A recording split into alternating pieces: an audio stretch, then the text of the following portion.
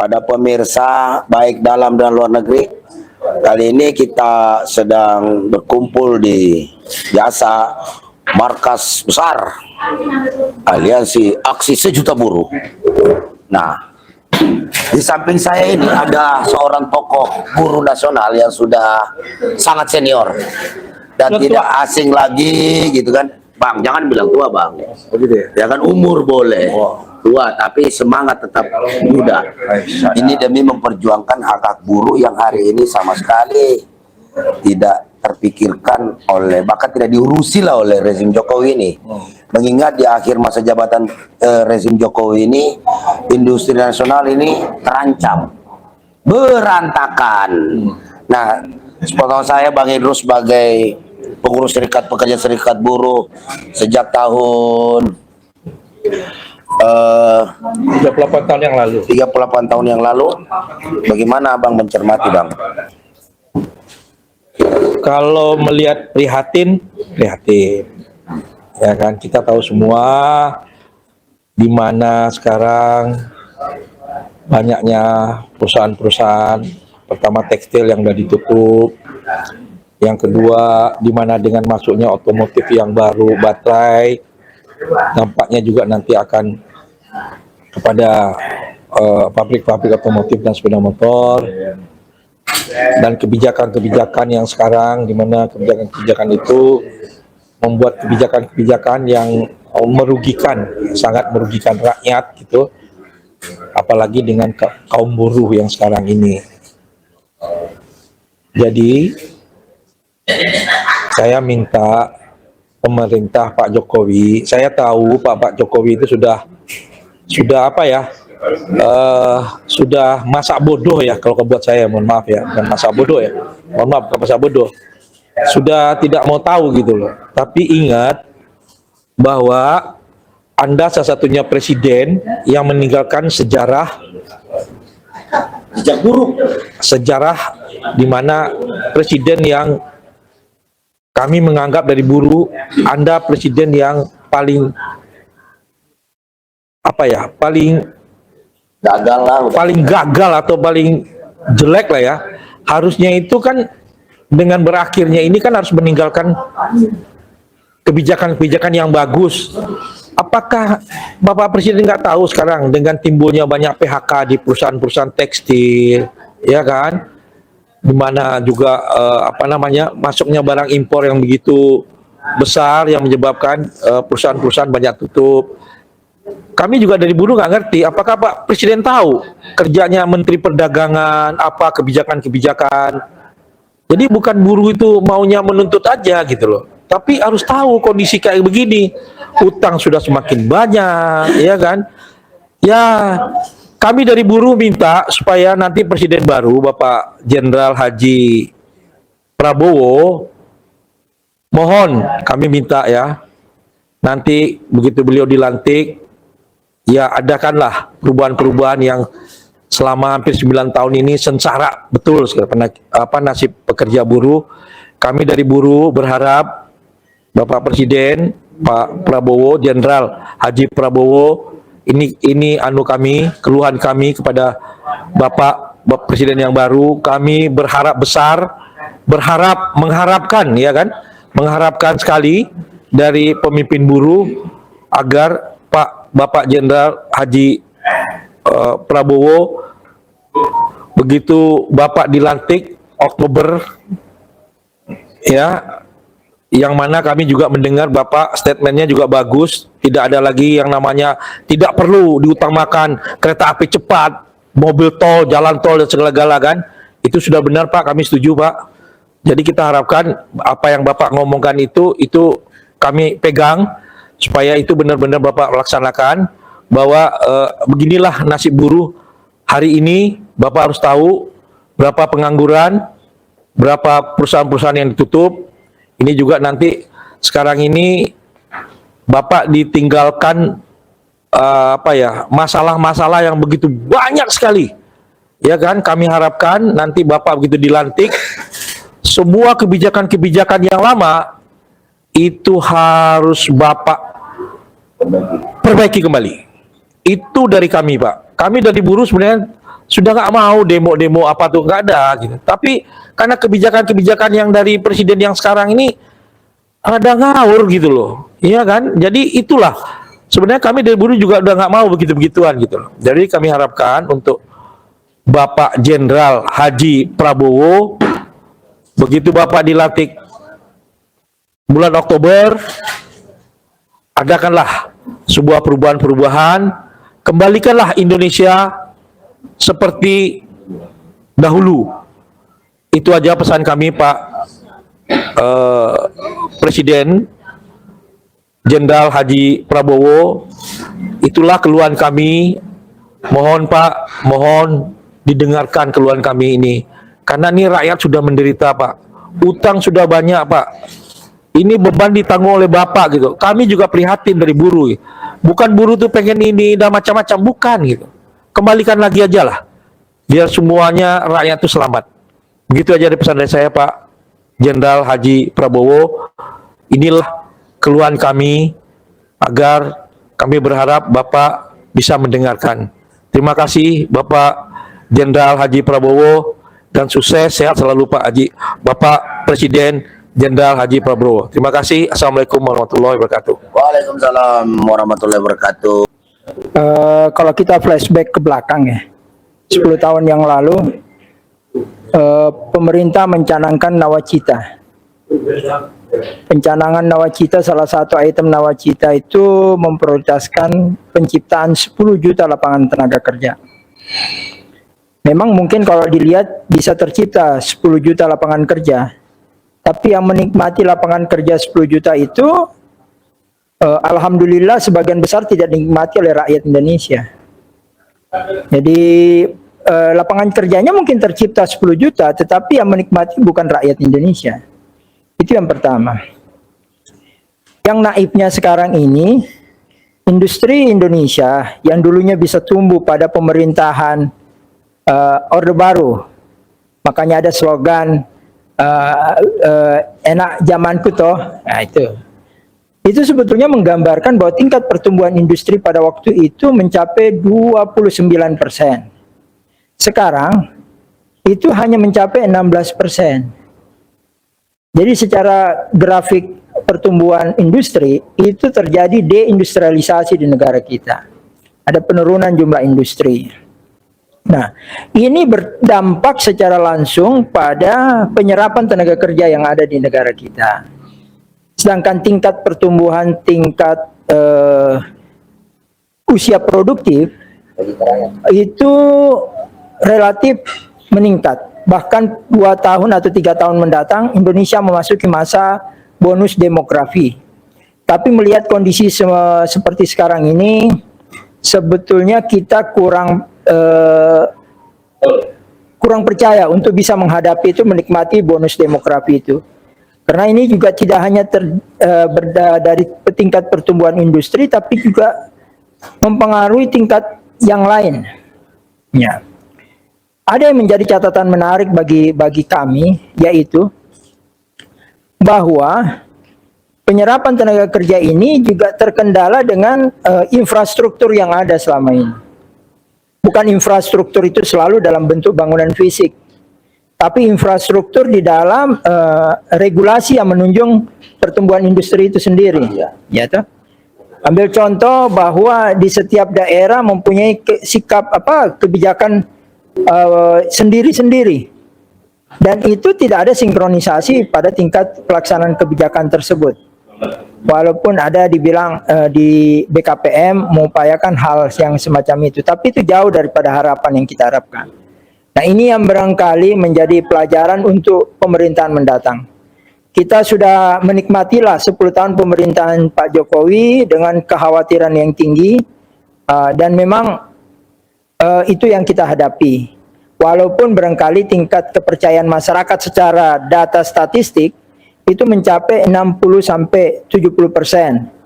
Tapi mengukur tingkat kepuasan masyarakat dari sisi mana yang barangkali masih menjadi kajian yang mesti jelas untuk kita lihat.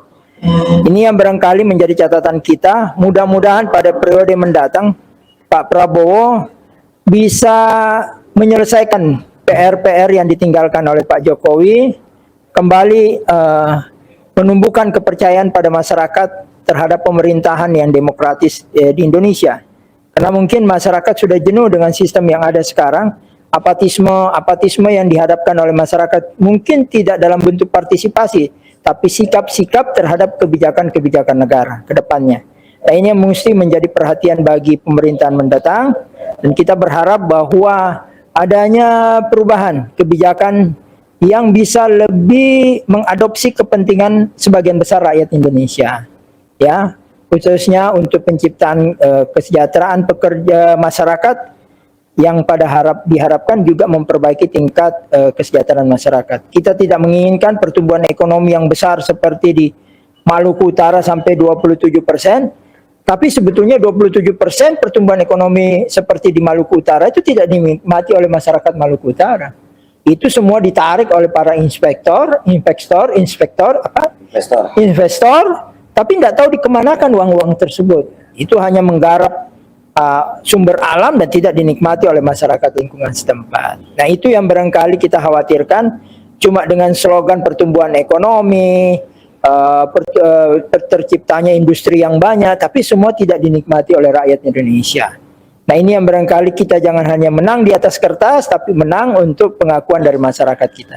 Saya rasa itu, Pak, yang bisa saya sampaikan. Terima kasih. Oke, terima kasih. Oke, Bismillahirrahmanirrahim. Assalamualaikum warahmatullahi wabarakatuh. Tadi sudah banyak yang disampaikan para senior bahwa situasi dan kondisi industri di Indonesia ini, masa jabatan Presiden Jokowi ini semakin memprihatinkan dan menyakitkan khususnya rakyat Indonesia. Kenapa? Tadi dikatakan pertumbuhan ekonomi mencapai 27 dan segala macam, tapi nyatanya itu tidak pernah dinikmati oleh rakyat Indonesia. Apalagi dengan kebijakan-kebijakan akhir-akhir ini yang dikeluarkan oleh para pembantu Presiden Jokowi, yaitu Menteri Perdagangan, Peraturan Menteri Nomor 8 Tahun 2024 tentang perluasan impor, ya, atau pembebasan impor lah.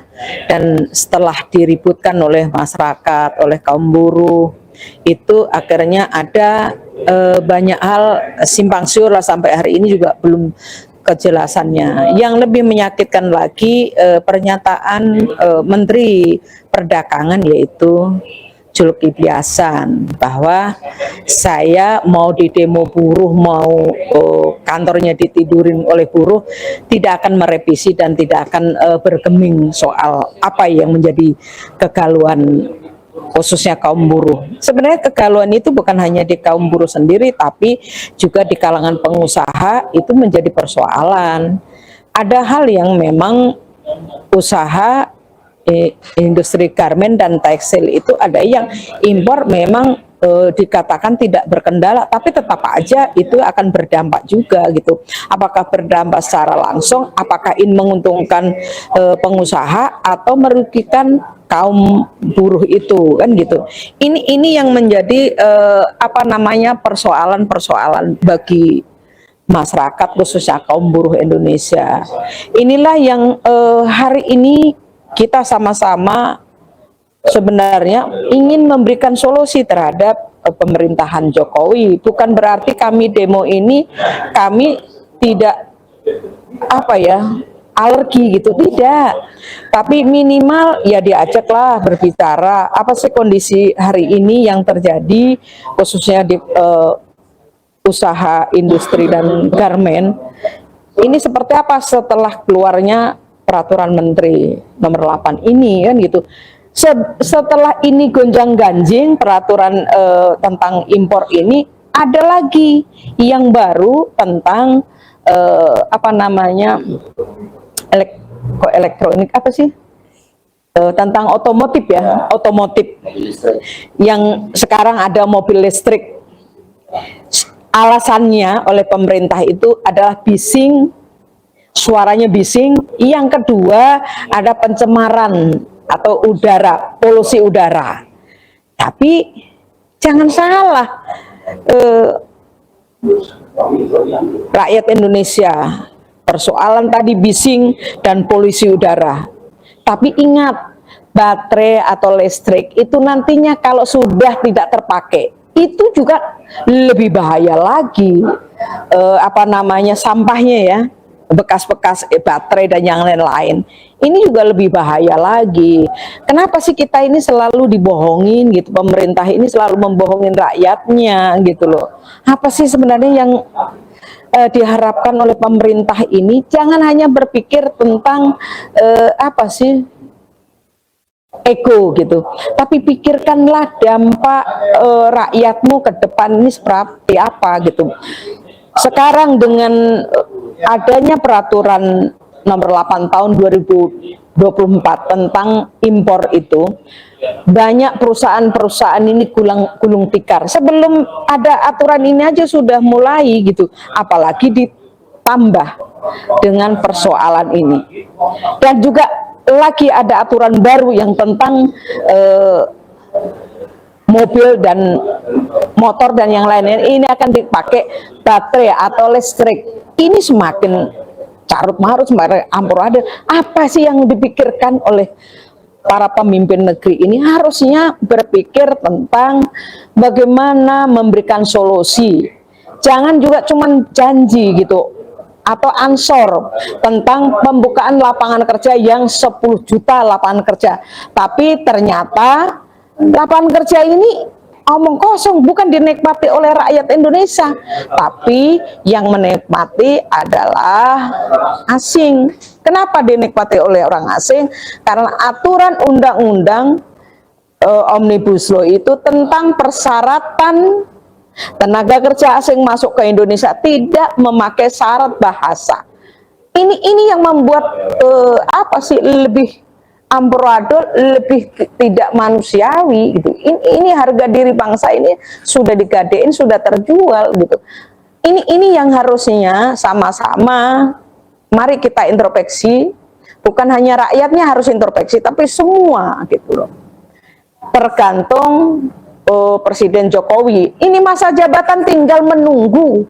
Tapi kenapa sih tidak ada perbaikan persoalan-persoalan yang ada? Apa sih yang menjadi kendala, yang menjadi persoalan di negeri ini? Harusnya kita duduk bareng untuk menyelesaikan. Kami ini juga cinta gitu bangsa ini. Kami ini juga tidak mau turun ke jalan. Kami juga tidak akan istilahnya ingin demo untuk mengganggu ketertiban atau mengganggu ketertiban umum lah gitu. Tapi ini adalah dipicu oleh Presiden Jokowi membuat aturan-aturan melalui pembantunya, kabinetnya ini yang tidak pernah memikirkan dampak apa yang dikeluarkan aturan-aturan menteri, PP, dan aturan yang lain. Ini yang sebenarnya membuat kami terpanggil dan turun ke jalan. Inilah yang harusnya. Kami ini bukan persoalan anti, dan kami ini kalau diajak duduk bareng, kita membicarakan persoalan ini, kami pasti mau. Kami mau untuk duduk bareng, untuk mencari solusi yang hari ini sudah carut-marut, sudah amburadul, menjadi persoalan ini sudah akut kalau bahasa kesehatannya. Ini yang harusnya nggak seperti ini loh gitu. Dampak dari keseluruhan ini adalah yang dibuat oleh pemerintahan. Ada lagi aturan tentang tapera. Ini apa sih sebenarnya? Apakah memang sengaja untuk menutupi defisit APBN ini, untuk mengumpulkan dana segar ini untuk membayar hutang atau yang lain? Ini yang harusnya sama-sama. Janganlah membuat aturan tapi menyengsarakan rakyatmu sendiri. Maka harapan demi harapan, mudah-mudahan pemerintahan yang baru ini tidak bebal seperti pemerintahan yang hari ini gitu. Betul-betul mau mendengar, mau juga duduk bareng untuk mencari solusi. Tapi kalau juga nantinya seperti ini, apa bedanya gitu di pergantian pemerintahan baru. Tapi mudah-mudahan harapan demi harapan, kita berharap pemerintahan yang baru ini mau mendengar aspirasi dan mau duduk bareng. Hanya satu, yaitu cabut Omnibus Law. Ini yang permintaan dari kami sebagai rakyat Indonesia, khususnya kaum buruh Indonesia. Ini yang membuat kedamaian, ketentraman rakyat, agar ini tidak menjadi atau menjadi pemicu nantinya ke depan akan lebih amburadul. Karena apa? Rakyat hari ini sudah muak apa yang dibuat janji dan dibuat ulah oleh Presiden Jokowi dan para pembantunya. Ini sebenarnya yang menjadi persoalan-persoalan.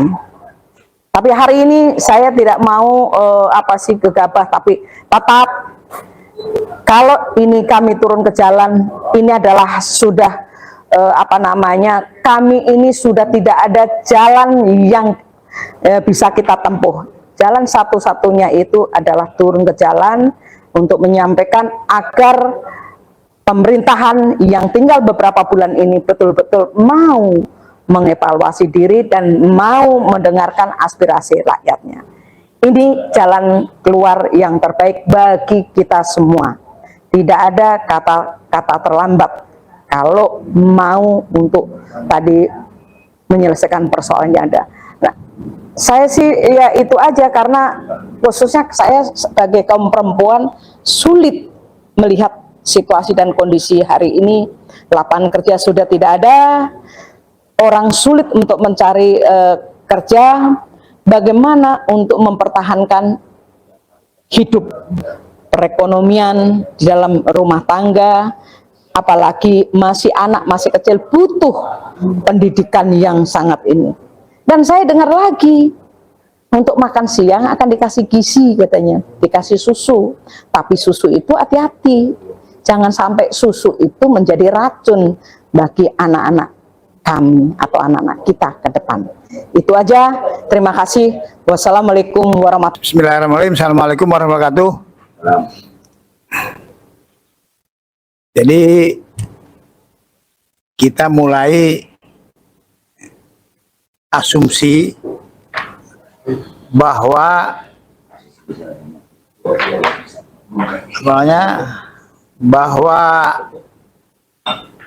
Undang-Undang Omnibus Law Cipta Kerja akan mendatangkan investor. Nah, dari situ dulu, ya kan? Ya, Teorinya kan begitu. hanya begitu. Teorinya itu Omnibus Law Cipta Kerja ini akan mendatangkan investor, membuka lapangan kerja. Nah, ya. Kan itu teorinya pemerintahan yang yang sekarang lah, ya kan Bisa gitu. palsu. Ya, kira-kira gitu ya. Jadi itu apa faktanya? Nggak ada faktanya. Fakta tentang investasi masuk itu nggak ada. Yang keluar yang ada PHK, pabrik-pabrik juga sudah mulai banyak tutup, apalagi tekstil semua lah itu. Jadi dia bukan menganalisa akar masalah apa yang menyebabkan ekonomi marah itu. Ya kan, dipikir undang-undang, keluar undang-undang diringankan semua dibebasin. Ternyata investor nggak masuk. Ya gitu. Itu fakta satu kegagalannya. Artinya ya kami dari buruh dengan kondisi gini, Omnibus Law ini menurut saya sudah fail. Ya harusnya pemerintah mengakui itu, kan itu. Dan saya pemerintah baru Pak Prabowo analisa itu kegagalan usul itu, ya. Pemaksaan kehendak dengan cara undang-undang, ya kan, itu sudah dinyatakan cacat, inkonstitusional, ya kan, disuruh memperbaiki. Itu kan masih baik hakim itu disuruh memperbaiki. Malah nggak perbaiki, keluar perpu, itu aja sudah cacat hukum lah. Dipaksakan semua kan, gagal lagi. Ya kan, membawa investor Indonesia itu kurang lebih. Faktanya Elon Musk, bahkan Elon Musk yang setahu saya didatangi oleh Pak Luhut itu, ya kan, oleh Perdana Menteri. Jadi langsung ke sana. Tapi faktanya tidak apa namanya, malah dia investasinya di kalau nggak salah di India atau di mana gitu. Tapi yang jelas tidak ditaruh di Indonesia pabriknya, kurang lebih gitu. Ya udah, makanya nih Pak Prabowo harus, saya harap belajar dari itu. Tuh, ya kan? Yang kedua, kan itu industri-industri kita, karena maksudnya investor baru, industri malah jadi berkembang kan. Nah, harusnya kan yang ada dulu diteliti apa masalahnya, dibantu gimana caranya, yang usaha kecil menjadi menengah, yang mikro dari kecil, yang kecil jadi menengah, yang menengah menjadi besar, yang besar menjadi pelaku internasional. Tiru Cina lah. Kan kita kiblatnya ke Cina. Kenapa nggak ditiru cara ininya? Cina itu negara ikut bantu penetrasi kemana-mana. Gitu. Harganya murah. Gitu ya kan? Ya saya nggak tahu itu kenapa bisa murah. Apakah saya curiga itu dumping? Ya kan? Kenapa boleh dumping? Nggak akan ada negara yang mampu melawan kalau itu. Makanya di dalam aturan WTO itu politik dumping itu dilarang keras. Negara yang menggunakan politik itu akan diboikot produknya, gitu loh. Jelas itu. Itu jadi bagaimana jadi murahan itu. Tapi apapun itu, yang kedua, kalau nggak politik dumping berarti pemerintahnya yang ikut turun tangan gitu loh. Sehingga produk menjadi murah. Apakah pajaknya diturunkan, ataukah ada insentif-insentif dari negara, ya kan gitu. Sehingga dia bisa bersaing. Jadi itu negara tuh bukannya lihat, oh apalagi kemudian wah buruhnya nih enak sekali nih, alasannya PHK-nya paling tinggi di dunia, pesangonnya, ya kan. Kemudian upah, wah geblek ya. Ya kan? Ya itu kalau pemerintahnya yang benar. Kalau pemerintah ini semua ini geblek itu. Kalau yang benar itu, oh buruh ini segini harus saya naikkan. Yang sudah bagus biarin. Gitu ya kalau pemerintah benar itu, ya kan. Dan ada kaidah memang.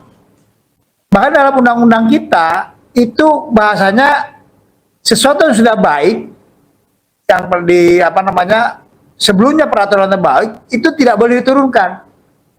Minimal sama atau lebih baik gitu. Itu kaidah itu. Tuh, ya itu masalah tentang cara membuat kebijakan yang benar. Lihat, kan sederhana, orang usaha mikro jadi kecil, kecil jadi menengah, menengah jadi besar, besar jadi internasional, gitu loh. Itu yang bisa baru nyari-nyari investor dengan cara buruh kita dijual murah. Kan gila. Kan saya lagi ini, industri datanglah sini.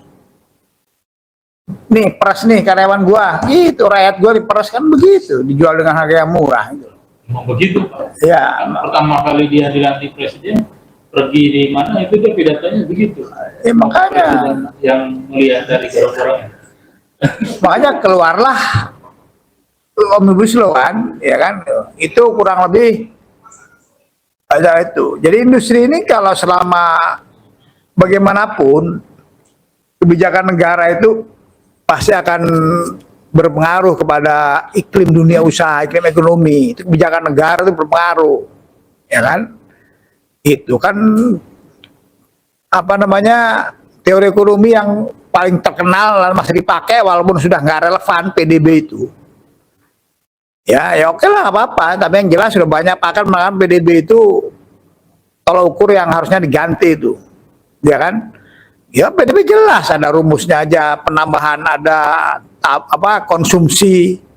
Ya kalau gajinya dikecilin, konsumsinya kecil, ya PDB pasti turun lah. Itu sederhananya. Ya, investor nggak masuk. Itu investor juga lihat apa namanya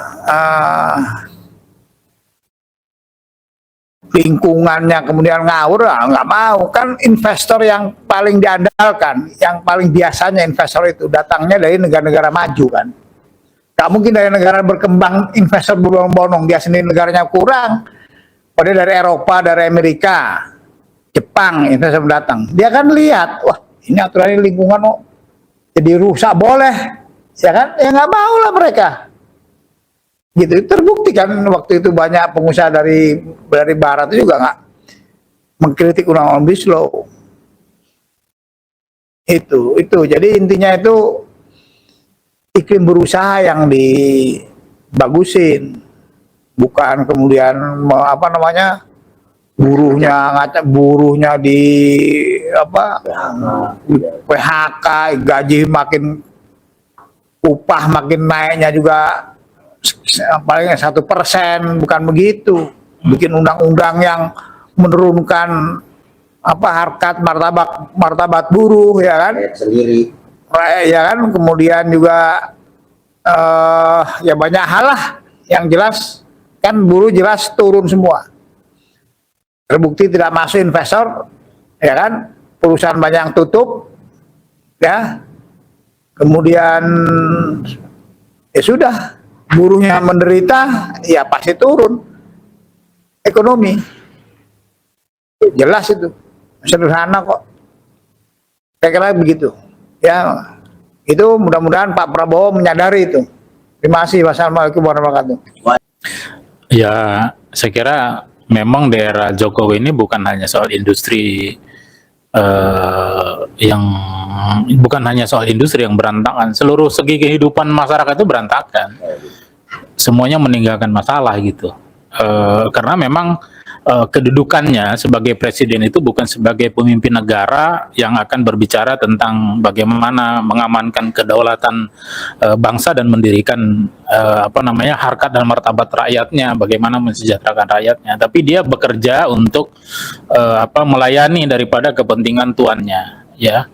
Dan itu kan nampak kalau kita bicara dari sejak kekuasaan begitu Presiden Jokowi ini dilantik, itu kita dengar pidato pertama di forum ASEAN kalau nggak salah, atau WTO, saya lupa itu forumnya, yang pada saat itu kan dia berpidato bagaimana silakan datang, mengundang investasi, silakan datang, ya,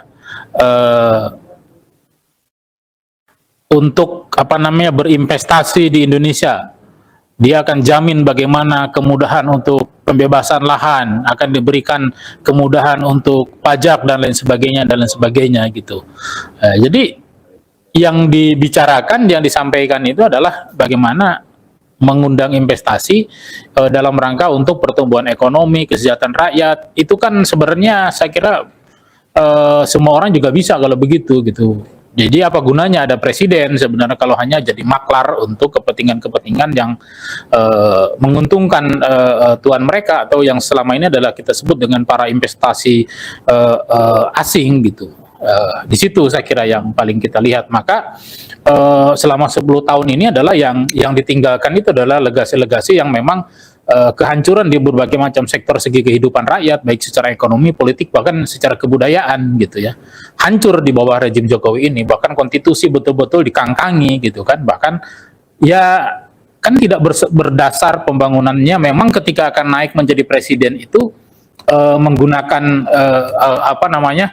pengaruh Soekarno, menggunakan slogan-slogan presiden pertama Republik Indonesia, Insinyur atau Bung Karno, dengan nawacita, dengan Trisakti Bung Karno gitu ya. Tapi yang sesungguhnya dia mengangkangi itu, bahkan ngentutin gitu, nginjek-nginjek tentang apa yang dibicarakan oleh Presiden Soekarno gitu.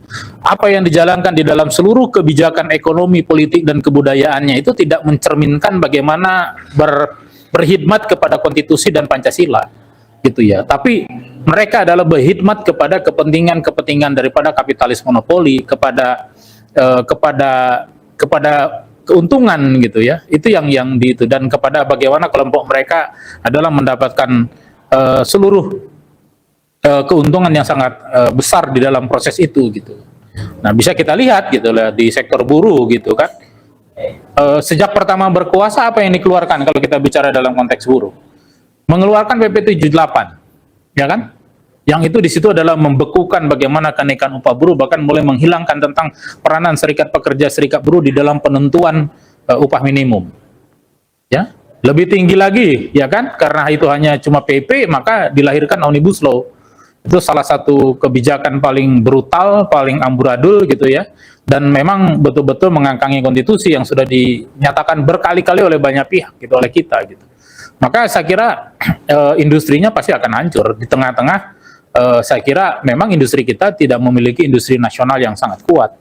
Ya, seluruh industri kita kalau kita bicara dalam konteks industri garment, tekstil dan sepatu misalkan yang sekarang terdampak dengan disebutkan banyak PHK, memang Indonesia tidak memiliki industri nasional yang kuat di sektor itu. Tidak ada mana Indonesia punya yang bisa bersaing dengan lain-lainnya. Perusahaan-perusahaan yang ada di Indonesia ini adalah hanya perusahaan-perusahaan tukang jahit, ya, yang mengerjakan adalah merek brand-brand milik-milik kekuatan kapitalis monopoli internasional, kan gitu. Adidas, Reebok milik Jerman sekarang kan jadi grup kan itu. Nike miliknya Amerika gitu, Puma dari Italia dan berbagai macam brand yang lain bukan milik Indonesia gitu. Mana brand Indonesia yang bisa mendunia? Kan belum ada saya kira yang bisa bersaing dengan brand-brand internasional kayak gitu. Jadi memang sangat rentan industrinya gitu. Terjadi gejolak apapun itu pasti akan bermasalah gitu. Sementara dilihat lagi tentang kebijakan-kebijakan yang dikeluarkan oleh pemerintahnya juga memang tidak berpihak pada kepentingan industri nasional, gitu ya. Konglomerat, kapitalis komprador yang besar itu, tuan tanah besar itu diberikan teks amnesti. Tapi bagi pengusaha-pengusaha kecil untuk mendapatkan kredit begitu sulit, begitu banyak macam aturan dan lain sebagainya. Bahkan diperintahkan untuk bersaing dengan perusahaan-perusahaan yang sangat besar. Tentu mereka tidak akan sanggup, gitu. Nah, tidak ada juga upaya bagaimana membranding menjadi satu kan membangun satu karakter industri nasional gitu, ya kan? Nggak ada gitu kan? Misalkan Bata itu udah lama di Indonesia, tapi itu kan bukan merek Indonesia, Pak. Itu merek Cekoslowakia itu kan di situ dari tahun lama. Jadi mana brand Indonesia yang sudah mendunia itu nggak ada gitu. Jadi ya memang seluruh ya tapi kan nggak dikembangkan menjadi sebagai industri yang mendunia gitu kan. Ya lihat aja gitu, hanya dijadikan komoditas politik untuk ketika kampanye, ketika dia akan menjadi presiden, seolah-olah pro pakai sepatu Cibaduyut dan lain sebagainya, setelah itu lupa kan di situ gitu. Jadi memang ini problem utama dulu, problem soal kekuasaan politik sebenarnya, bagaimana kebijakan politik, ekonomi politik yang dijalankan oleh pemerintah gitu. Jadi pasti akan bermasalah gitu. Pasti akan menaikkan legislasi yang sangat amburadul gitu. Sekarang misalkan teman-teman IKN, apakah IKN nggak meninggalkan masalah gitu? Itu kan ya mungkin habis ngobrol sama siapa gitu, terus tidur, bangun, pas tidur mimpi kan gitu. Oh kayaknya keren nih kalau bangun IKN itu, pindahkan ibu kota ini, dipindahkan aja gitu. Dia nggak ngitung yang lain-lain gitu. Sampai sekarang kan investasinya mangkrak juga gitu Pak. Itu kan yang seluruhnya masih hampir diambil dari APBN. Gitu. Berarti kalau APBN itu dari mana? Ya dari pajak kita lagi yang akan dinaikkan. Makanya kebijakannya bagaimana untuk menutupi itu adalah sekarang mengeluarkan berbagai macam kebijakan yang akan menyedot ya dana segar, uang segar dari rakyat. Dari mana? Tapera salah satunya kan. Sekarang lagi ada kebijakan lagi bahwa seluruh kendaraan bermotor dan mobil itu wajib, nanti akan diwajibkan untuk asuransi gitu kan. Ya hitung aja Pak gitu. Ada berapa sepeda motor di Republik ini? Ada berapa mobil di Republik ini gitu. Berapa itu duit seger triliunan itu Pak, duit itu Pak. Ya. Dan jelas-jelas itu pasti akan kan kalau nggak salah itu juga akan berkolaborasi dengan asuransi swasta misalkan kan gitu. Nah, di situ apakah itu menguntungkan rakyat? Jelas bukan kepentingan untuk rakyat itu, untuk menyelamatkan bagaimana ambisinya dia untuk melayani sesungguhnya kepentingan kapitalis monopoli, tuan-tuannya mereka yang sedang mengalami krisis, yang sedang perang sekarang butuh duit banyak, Pak. Kan di situ. Investasi ke Indonesia juga mikir-mikir gitu kan, Pak, tadi jelas di situ.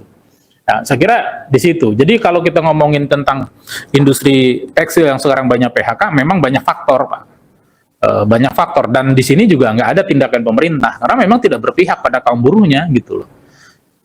Ya. Di situ itu saya kira yang mesti kita perhatikan. Jadi ya sudah ya memang Jokowi itu nggak akan berpikir untuk kepentingan rakyat gitu, ya kan? Ya, hanya melanggengkan kekuasaan politik dinastinya dia. Itu nyata-nyata kan sekarang setelah anaknya dipaksa kan secara paksa menginjak mengkuliti Mahkamah Konstitusi dan konstitusinya, undang-undang, menjadi calon wakil presiden. Terus sekarang anaknya yang satu lagi juga dipaksakan bisa menjadi calon gubernur atau wali kota dengan usianya gitu kan. Ada joke gitu kan yang disebutkan kalau MK itu adalah kakaknya kata meloloskan kakaknya gitu kan, kalau MA itu meloloskan adiknya katanya kan gitu kan. Itu udah ramai di masyarakat gitu, artinya sudah tidak harganya gitu. Ini kan menjadi masalah besar yang dihadapi oleh kita gitu. Jadi dalam industri garment dan sepatu itu jelas adalah industri yang paling rentan, walaupun dia berkontribusi besar terhadap kontribusi pertumbuhan ekonomi, terhadap PDB gitu ya. Tapi tidak ada perhatiannya dari negara yang secara serius terhadap sektor ini, terutama untuk bagi kaum buruhnya gitu. Dengan banyaknya PHK sekarang kan apa tindakan konkretnya nggak ada gitu kan di situ. Bahkan justru makan mengeluarkan kebijakan-kebijakan yang sangat parah gitu ya.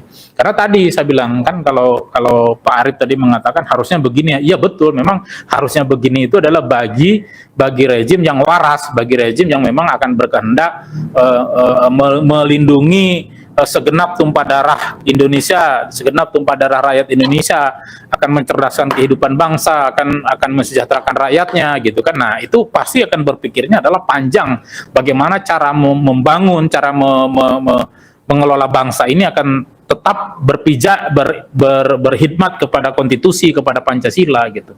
Tidak lagi berkhidmat kepada pasar gitu ya. Kalau sekarang itu kan ngomongnya dia adalah Pancasila, Undang-Undang Dasar 45, tapi prakteknya adalah neoliberalisme gitu. Dia betul-betul menjalankan sepenuhnya kapitalisme di Republik ini dalam segi kehidupan dan berbagai macam kebijakannya gitu. Omnibus Law itu bukan Pancasila itu. Itu adalah kapitalisme, itu adalah produk dari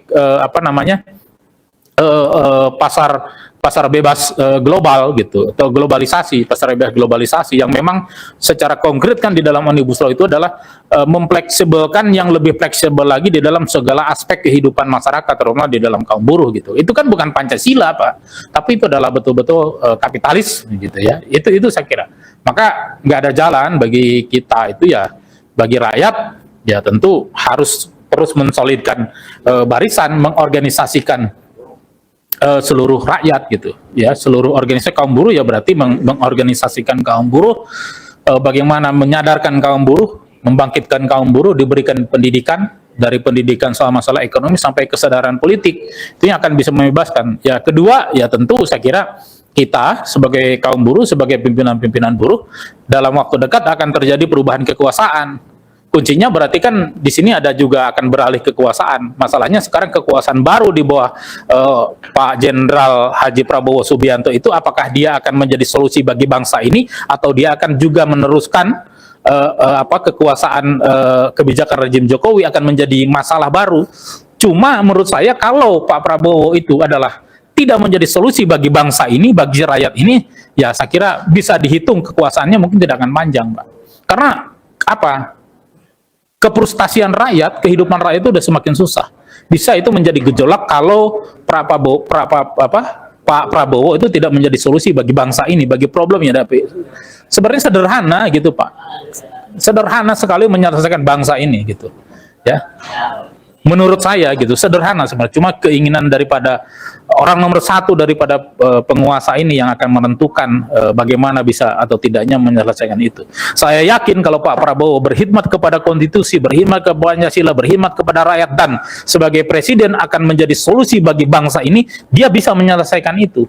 Tapi kalau dia akan menjadi beban, akan juga melanjutkan cara-cara memimpin seperti rejim Jokowi, gitu kan? Dan itu yang kan masalahnya itu tadi jadi pertanyaan kepada Pak Prabowo itu adalah dia menang itu dengan disokong oleh Jokowi. Nah, berarti kan yang paling utama adalah kalau Pak Prabowo ingin menyelesaikan bangsa ini harus berani menyelesaikan, mengkat hubungannya dengan Pak Jokowi gitu ya. Karena mau tidak mau saya kira Pak Jokowi punya kepentingan yang sangat besar kenapa memaksakan anaknya untuk menjadi wakil presiden, karena dia ingin menyelamatkan dirinya sendiri ketika tidak berkuasa, berlindung kepada siapa. Ya kan? Masalahnya banyak yang dijalankan oleh selama 10 tahun yang dijalankan oleh Presiden Jokowi ini adalah kebijakan-kebijakan yang menyakiti rakyat. ya kebijakan-kebijakan yang sesungguhnya bertentangan dengan konstitusi gitu. Ya, banyak kebijakan-kebijakan yang itu aneh gitu kan, seperti IKN dan lain sebagainya. Nah, setelah tidak berkuasa kan harus ada yang menjamin. Dia bukan ketua partai, bahkan partai yang mengangkat nama besarnya dia menjadi presiden sekarang udah nggak mengakui, bahkan dimusuhi oleh dia. Nah, itu kan berbahaya sekali setelah kekuasaannya itu gitu. Nah, menurut saya itu, jadi di sini yang harus kita lihat, bahwa saya kira kita berharap ya memang presiden terpilih itu Pak Prabowo utamanya, ya mungkin dia harus menjadi solusi bagi bangsa ini. Kalau memang harusnya begitu ya gitu, sebagai mantan prajurit ya gitu kan, ya harusnya nasionalismenya, semangat menyelamatkan bangsanya sebagaimana selama ini dikuar-kuarkan. Bahkan dia pernah menulis dalam bukunya apa itu, Indonesia Paradok gitu, Paradok Indonesia itu kan. Nah itu kan, itu sudah menjelaskan bagaimana menggambarkan masalah. Paling utama itu sebenarnya harus berani berdiri di atas kaki sendiri, tidak lagi bergantung kepada kekuatan kapitalis monopoli internasional. Membangunlah bangsa dengan kekuatan sendiri. Sumber daya manusia kita cukup, sumber daya alam kita cukup, maka Indonesia bisa membangun apapun yang diinginkan sebagai kebutuhan rakyat dan kemajuan bangsa ini dengan kekuatan kita sendiri. Itulah yang dibutuhkan oleh rakyat sekarang. Jadi maka evaluasi seluruh kebijakan itu gitu. Nah, di situ saya kira memang industri, terutama adalah soal industri, Pak. Industri Indonesia tidak akan ada kemajuan selamanya akan industri yang bergantung. Bayangkan seluruh industri garment, tekstil dan sepatu atau industri manufaktur itu bahan bakunya 80% masih bergantung kepada impor, Pak. Bahan bakunya itu bergantung pada impor, maka tidak memiliki kekuatan. Itu saya kira dari saya. Jadi nggak ada lain gitu loh. Kita menyoroti itu semuanya, maka menteri-menterinya juga, apalagi menteri-menterinya juga kagak ngerti. Sekarang menteri perdagangan, dia tukang dagang, Pak. Jadi ngurusinya dagang bagaimana untung, dia nggak memikirkan bagaimana buruhnya, bagaimana pengusaha, yang penting dia untung sebagai menteri. Menterinya seperti perdagangan, makanya kan di situ ya, mendagangkan rakyatnya, mendagangkan sumber daya alam gitu ya, untuk keuntungan dia dan kelompok-kelompoknya gitu.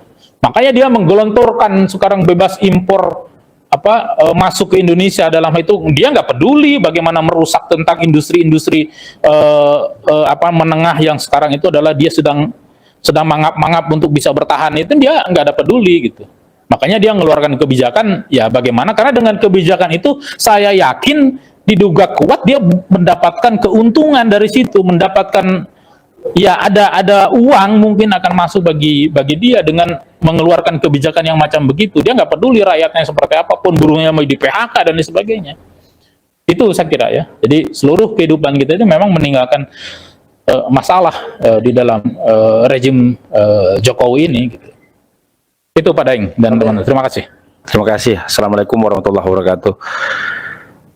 Tadi sudah dipaparkan oleh tuan-tuan dan puan-puan kita bagaimana kondisi yang ada.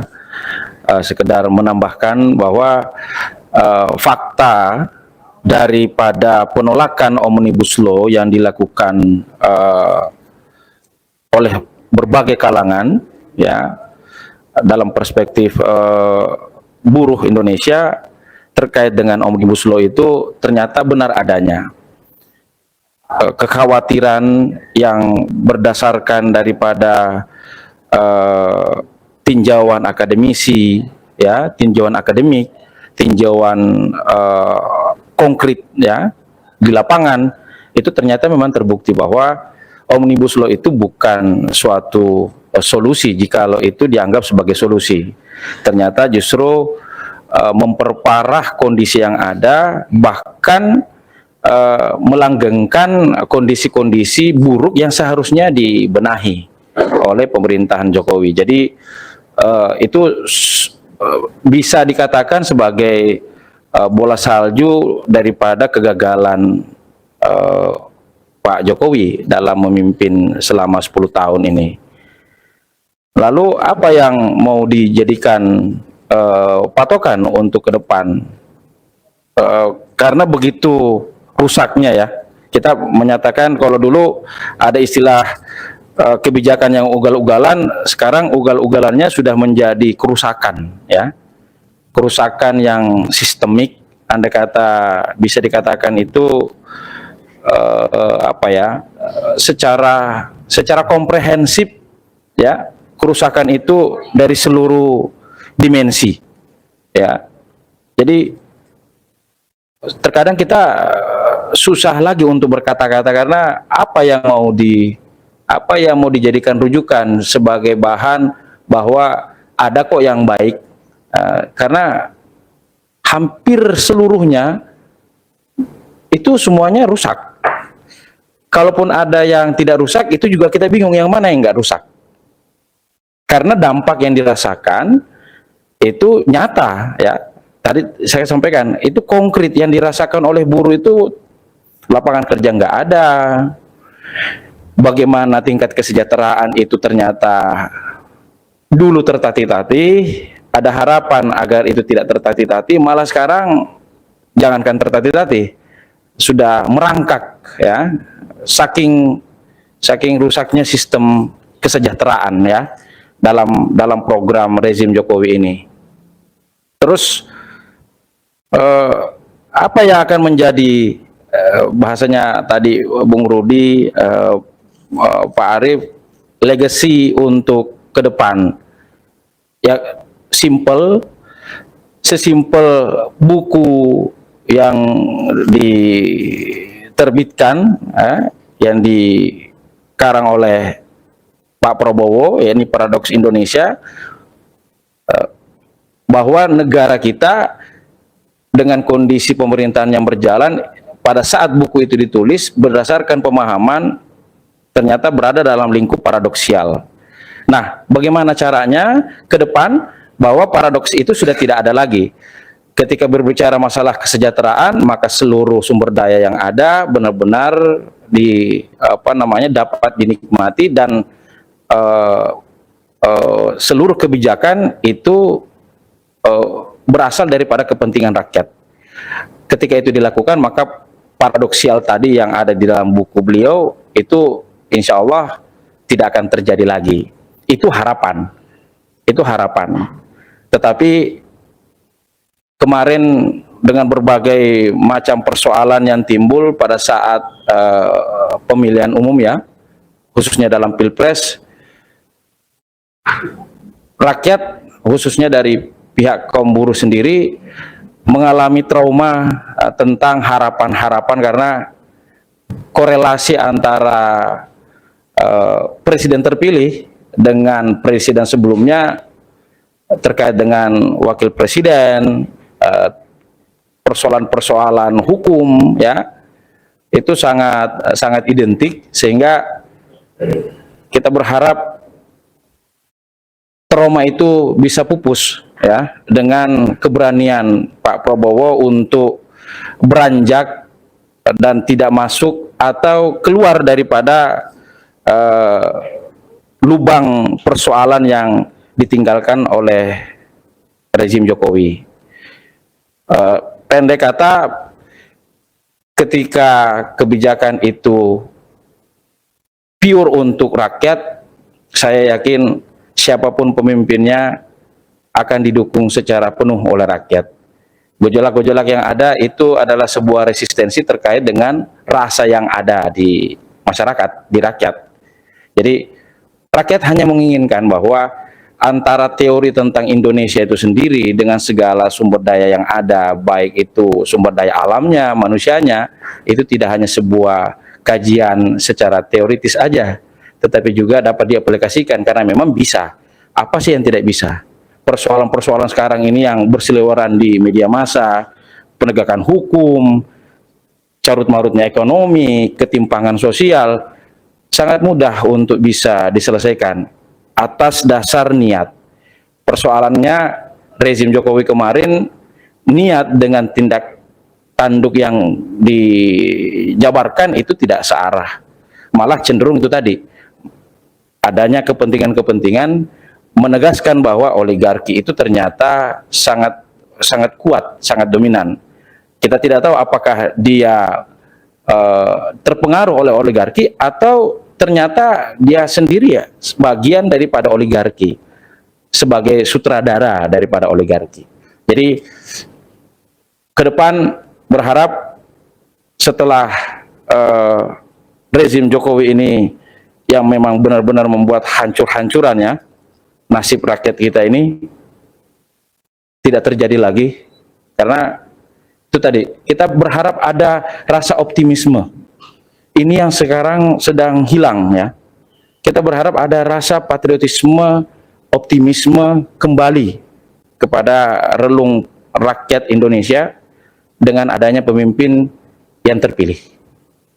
Demikian kira-kira Pak Daeng. Terima kasih. Mana? Jadi gini, saya ingin menunjukkan data dari BPS yang diolah oleh Kompas ya. Ya. Datanya ini. Nah. Ya. Ini data di mana tahun 2009 sampai 2014 itu lebih dari 15 juta tenaga kerja formal. Ya. Kemudian sejak pemerintahan Jokowi Ya. 2000 berapa? 2014 sampai 2009 itu hanya merekrut 8,5 juta. Turun 7 jutaan. Ya. Dari 2019 sampai 2024 pekerja formal hanya 2 juta orang Wow. yang ada. Ini grafiknya. Ini data dari BPS dan data dari diolah oleh Kompas. Yes. Jadi artinya nih benar-benar pemerintah bukan lagi tidak kerja, tapi pemerintah membuat celaka ya kehidupan perindustrian atau penyediaan lapangan kerja formal bagi rakyat kita. Nah, jadi saya rasa kita ya artinya itu fakta bahwa 10 tahun terakhir ini memang bagi dunia ketenagakerjaan, bagi dunia penyerapan lapangan kerja itu adalah malapetaka. Ya. Jadi tentunya kita berharap akan ada perbaikan tentang itu. Nah, dalam situasi yang seperti itu, sekarang pemerintah mengeluarkan sesuatu yang lebih akan menggencat lagi mereka lewat namanya tapera, Ya. yang mewajibkan 3% mengiur ya, patungan 2,5% dari pekerja dan 0,5% dari pengusaha untuk tabungan perumahan. Ya. Wajib. Orang yang udah punya rumah 3 pun warisan itu dia wajib juga mengiur gitu loh. Kasarnya begitu ya kan. Atau buruh-buruh yang sudah menyicil rumah 14-15 tahun dikit lagi lunas, wajib juga sampai dia pensiun baru dia berhenti. Jadi ini nggak ada logikanya dan tidak ada international best practice. Ini penting. Jadi international best practice itu bahasa Indonesia apa ya? Pengalaman pelaksanaan yang baik dalam pelajaran-pelajaran dari negara-negara di berbagai tempat gitu loh. Tidak ada contoh. Pengalaman yang pernah Ada baik dalam soal itu. Ya, di dunia internasional itu tidak pernah ada kayak begini. Kalau mau ada ikut Singapura silakan. Ya. Singapura itu setiap penduduk wajib punya rumah dan dia nyicil Ya. 99 tahun.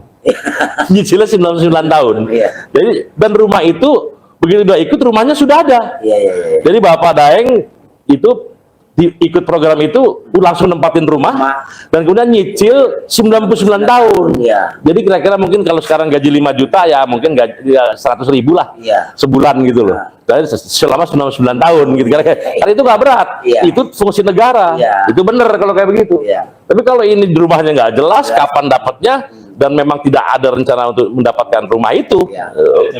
dana itu buat apa kita juga gelap gulita. Jadi memang ngaco.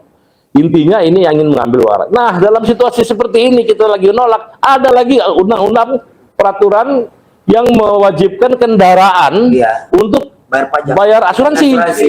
Asuransi. Secara komersial. Iya. Di mana-mana juga nggak ada kayak begini. Yang ada itu gini Pak, kalau asuransi itu terbagi dua. Ada commercial insurance, ada namanya social insurance.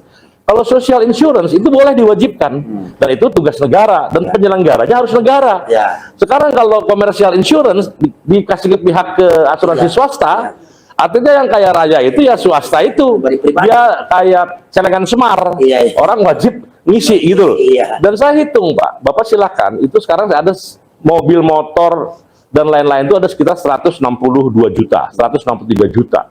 Motor itu sekitar 135 juta motor, mobil sekitar 26 juta mobil, ya, kemudian ada lagi ambulans, pemadam kebakaran dan lain-lain lah gitu. Di total ada 162 juta. Bayangkan kalau misalnya asuransi motor aja 100.000 misalnya nih, nah kita nggak tahu bisa 200.000 lagi kan. Nah kalau 100.000 aja udah sekitar ya 14 triliun setiap tahun. Kalau 200.000 28 triliun. Kalau mobil 1 juta misalnya atau 500.000 dikali 26 juta itu udah 14 triliun. Ya kita kira gitu. Jadi ada puluhan triliun, ada mungkin 30-40 triliun tiap tahun duit rakyat yang harusnya dia bisa menjadi power untuk daya beli, yang dimana cita-cita Pak Prabowo itu untuk meningkatkan pertumbuhan ekonomi itu akan kesetop lagi dengan dan dinikmati oleh asuransi swasta. Ini pasti ada apa-apanya. Ini pasti ada apa-apanya. Padahal sekarang Pak, itu asuransi itu sudah ada di, kalau kita bayar pajak ya, itu udah ada bayar SP2PK atau apa gitu. Kita bayar, memang bayar pajak. Nah, kalau memang itu mau diperluas coverage-nya, ini coverage-nya kan dibuat-buat third party liability. Wah keren, third party liability, paling lo bawa menyan. Itu nggak ada itu third party liability itu. Tahu nggak third party liability itu gini Pak? Jadi Anda naik mobil, tiba-tiba Anda nabrak pagar. Nah katanya pagarnya harus diganti. Yang ganti asuransi. Anda nabrak mobilnya ngantuk, kemudian jungkir balik, nyenggol mobil sebelah. Mobil sebelah itu harus diganti. Ya itu Pak, udah ada gampang itu kecil sekali. Itu kecil Pak. Itu kalau ada kayak gitu tinggal diperluas sedikit coverage dari yang sekarang ada pun bisa. Jasara harja tolong ya nanti seperti liability-nya bayarin. Ya kalau mau nambah-nambah duit dikit bolehlah. Tambah 10.000, 20.000 dari sekian ratus juta kendaraan misalnya. Duitnya buat siapa? Buat negara juga. Karena jasara harja milik negara. Itu masih ada masuk akal gitu loh. Karena wajib. Ya, jadi memang ini sontoloyo, super sontoloyo nih. Dan ya jangan sampai dibuat PP-nya. PP-nya jangan dibuat. Dan yang kita sebagai kaum buruh jujur saja nih Pak, ada namanya azas komplementasi. Jadi begini, kalau azas komplementasi itu gini, kalau suatu barang dia baru bisa bergerak kalau ada komplemennya, misalnya baru dia jalan. Nah sekarang kalau harga mobil diasuransikan, motor harus wajib asuransi dan sebagainya, padahal sudah, bukan belum loh, sudah. Nambah lagi, orang jadi malas punya motor, orang jadi malas punya mobil. Akhirnya apa? Drop lagi penjualan mobil dan motor, dan itu merugikan kaum buruh yang harusnya bisa bekerja. Jadi kita sebagai interest group ini pasti akan memukul industri otomotif. Jadi memang udah sontoloyo lah kebijakan ini, tolong diperhatikan. Ini nggak boleh terjadi dan jangan dikira kita nih kaum buruh nggak ngerti kayak gini-gini. Paham bos, lo mau nyolong gua tahu. Lo mau nyolong gua tahu. Jadi sebelum nyolong gua umumin, lo bakal nyolong. Karena ada 30-40 triliun duit yang akan masuk ke kantong swasta. Ya, karena ada surat namanya peraturan pemerintah dan peraturan OJK. Ya, ini kalau mau gampang semua nyelesain ini semua bos. Tinggal saya berharap pemerintahnya akan datang otoriter untuk hal-hal seperti ini. Misalnya ada orang hutang sama ojol-ojol ilegal, itu pokoknya ojol ilegal jangan bayar. Kalau bayar kamu saya tangkap. Kalau apa kamu nagih-nagih kepada rakyat karena kamu ilegal, kamu saya tangkap. Selesai kok kayak gitu. Nggak ada orang berani nakut-nakutin rakyat gara-gara ojol. Rakyat itu ditipu-tipu aja kok. Jadi saya rasa itu penting Pak Daeng, dan kita dari teman-teman aliansi dari manapun aliansinya tetap concern tentang ini. Mari kita pastikan kita berikan masukan kebijakan ya secara nasional tentang industrialisasi, tentang ekonomi, ya termasuk ekonomi di pedesaan. Jadi kalau kita bicara industrialisasi, jangan hanya berpikir soal di Tangerang, di Bekasi, di Banten gitu kan, atau di Medan. Jangan. Kita berpikir juga di desa-desa. Apa itu industrialisasi pedesaan? Banyak Pak. Yang paling gampang aja misalnya ya orang-orang di perkebunan, apa kan banyak yang bisa diolah menjadi barang yang setengah jadi atau barang jadi yang. Dan yang kedua itu adalah nilai tukar. Ya, ini penting nih, nilai tukar petani. Itu bisa terjadi kalau nilai tukar petani tinggi. Artinya apa? Kalau petani berproduksi, ya dia jangan dijengkalin, ditakar untungnya. Keuntungan ditakar, kamu nggak boleh lebih dari 1%, 2%. Modalnya 10 juta, begitu panen cuma dapat 10.500.000 atau 11 juta. Itu nggak benar Pak. Artinya itu miskin terus. Maka tidak ada orang mau jadi petani. Jadi usul saya industrialisasi di pedesaan itu dengan cara meningkatkan nilai tukar petani. Jadi orang senang bertani. Jangan sampai ginilah, kita tahulah ada mangga di kebun mangga harganya 1 kilo 50.000, tapi di pasar di supermarket harganya bisa 300.000 misalnya. Nah ini kan nggak masuk akal. Jadi berkali-kali naik, tapi petaninya dia modal 50.000 itu dia modalnya 45.000. Ya 5.000 ini kan kacau Pak kayak begini misalnya gitu. Ini jahat Pak. Nah saya punya pengetahuan sedikit bahwa dulu presiden kita terpilih ini dia punya background dari HKTI.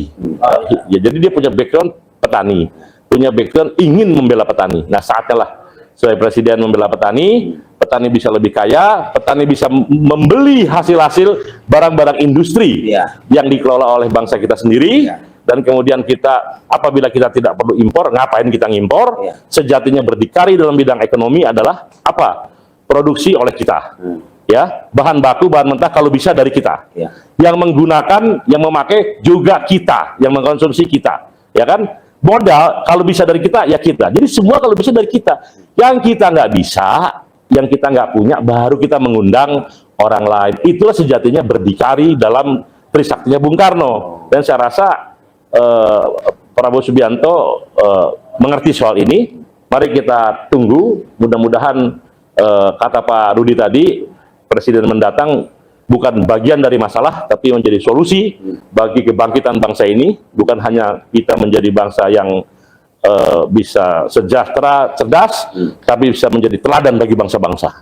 Saya begitu, Bapak Daeng yang amat terhormat. Terima kasih. Wassalamualaikum warahmatullahi wabarakatuh. Waalaikumsalam warahmatullahi wabarakatuh. Dalam kesempatan ini saya ingatkan bahwa jika Anda menemukan atau melihat pejabat yang masuk ke gorong-gorong, itu langsung ditimbun aja atau dicor aja itu. Karena itu kita menjadi trauma. Pada akhirnya memang yang lahir dari gorong-gorong itu menjadi malapetaka bagi bangsa Indonesia. Jadi kebijakan industri nasional kita ini yang makin carut marut akibat Undang-Undang Omnibus Law ini mengakibatkan jutaan buruh ter-PHK, ratusan perusahaan yang gulung tikar, investor enggan berinvestasi di Indonesia, dan lain-lain sebagainya. Nah, yang perlu kita cermati bersama bahwa kenapa Undang-Undang 13 tahun 2003 amat sangat memberatkan kaum buruh untuk di PHK. Kenapa PHK ini menjadi suatu, dapat dikatakan suatu larangan di sebuah perusahaan? Karena sejatinya negara itu harus mampu menjamin tumpah darah rakyat Indonesia, harus mampu menjamin rakyatnya untuk dapat pekerjaan yang layak, upah yang layak, dan kehidupan yang layak. Karena kenapa? Kalau buruh menjadi ter-PHK, dia tidak akan menjadi rakyat yang produktif, tidak menghasilkan apa-apa, bahkan menjadi beban negara. Lah ini sekarang begitu maraknya PHK yang diakibatkan oleh kebijakan Jokowi, lantas diterlantarkan oleh negara, tidak ditanggung juga oleh negara. Mau ambil duit dari mana, kasih makan dari mana ini rakyat? Hasil dari tambang-tambang kita. Hasil tambang kita ini semua digarong aja sama investor. Hanya perorangan-perorangan aja yang makan, yang kaya itu pribadi-pribadi, bukan negara. Omong kosong itu Jokowi. Nyatakan mana buktinya? APBN kita sampai 8.338 triliun utangnya, ya kan? Lantas kemudian belum lagi utang BUMN 4.825 triliun. Ini total utang kita ini udah hampir kurang lebih 13.000 triliun. Ini mau bayar pakai apa?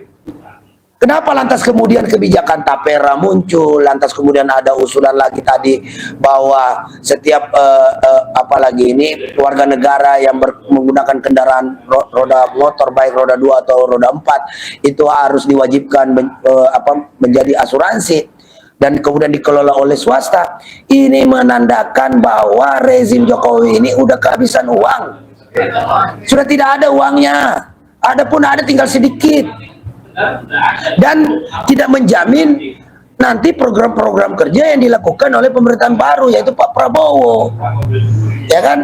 Maka sekarang panik. Kenapa? Karena tidak ada investor asing yang percaya Pak Jokowi. Bela-belain datang ke mana itu kemarin, ke Uni Emirat Arab, pulang juga hanya pepesan kosong aja itu. Kompas jelas memuat itu. Hilal, hanya melihat hilal. Investasi keinginan investasi dari negara Dubai sana, hanya hilal. Itu artinya bahasa ngeledek keras itu. Artinya hanya sekecil aja.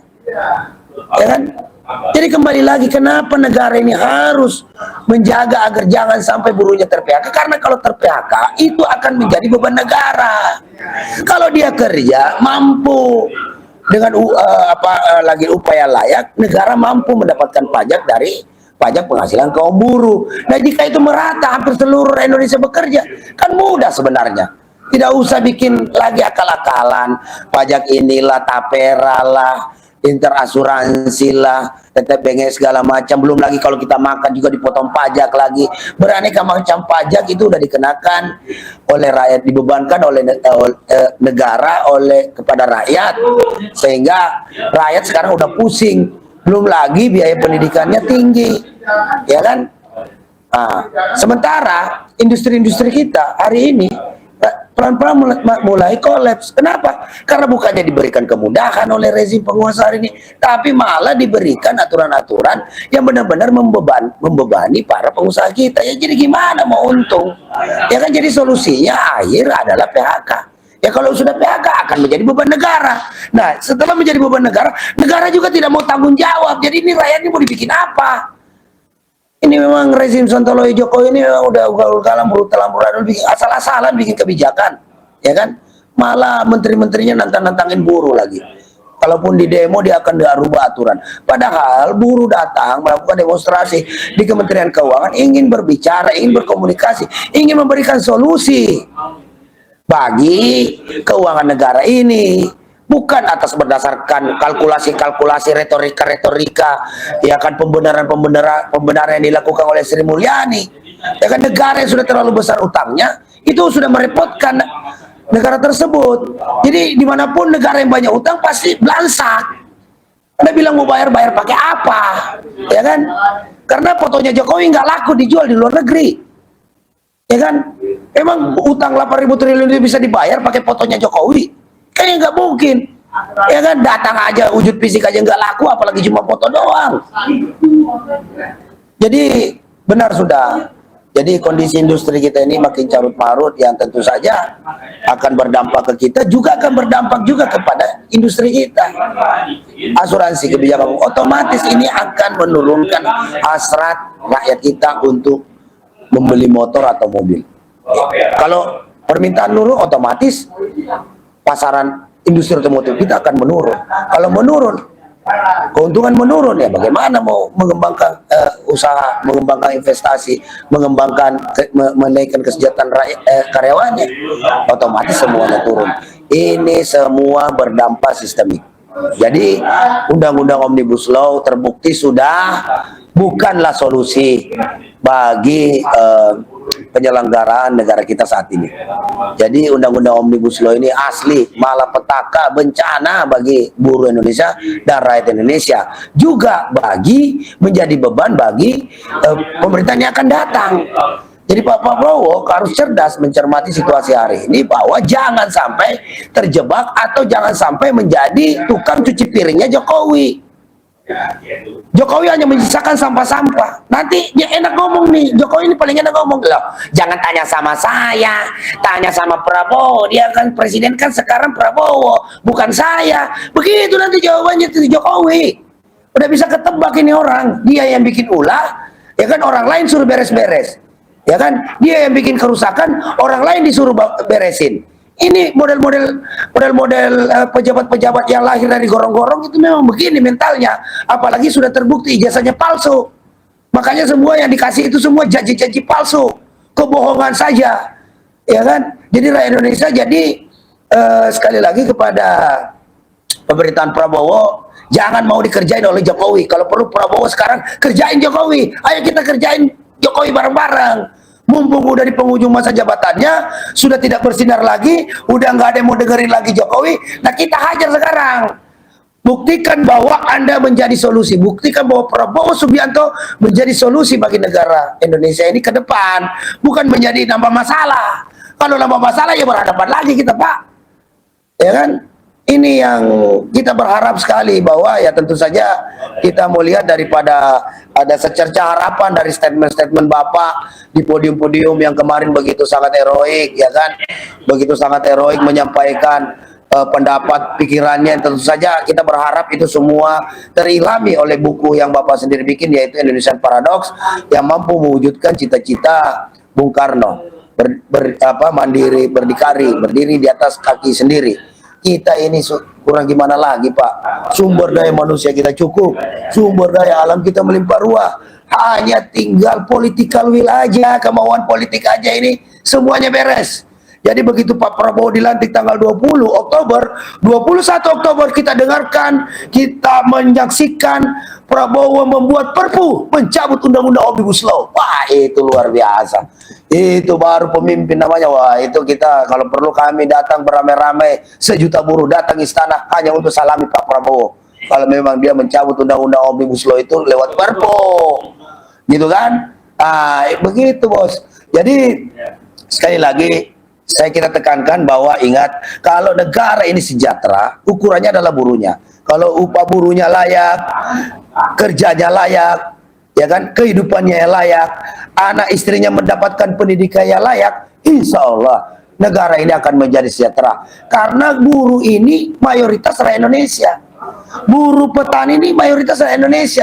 Mereka inilah yang harus sebenarnya diberikan, ya kan? Bagaimana kebebasan mereka untuk mendapatkan penghasilan yang layak. Jadi jangan lagi hambat. Rezim upah murah ini tidak terbukti. Rezim upah murah ini membuktikan bahwa negara kita ini sedang kesulitan keuangan. Sudah tidak dapat pinjaman dari luar negeri, sedangkan sekarang mau majakin palak-palakin rakyat yang upahnya ya naiknya cuma sedikit. Ya lu mau dapat apa? Ya kan? Jadi dalam kesempatan ini kita berharap sekali lagi kepada seluruh rakyat Indonesia dimanapun berada, ya kan, buah terong, buah nangka, ya kan, siapa yang lahir dari gorong-gorong pasti menjadi malapetaka. Itu dia pemirsa Logika Rakyat dimanapun berada, baik dalam dan luar negeri.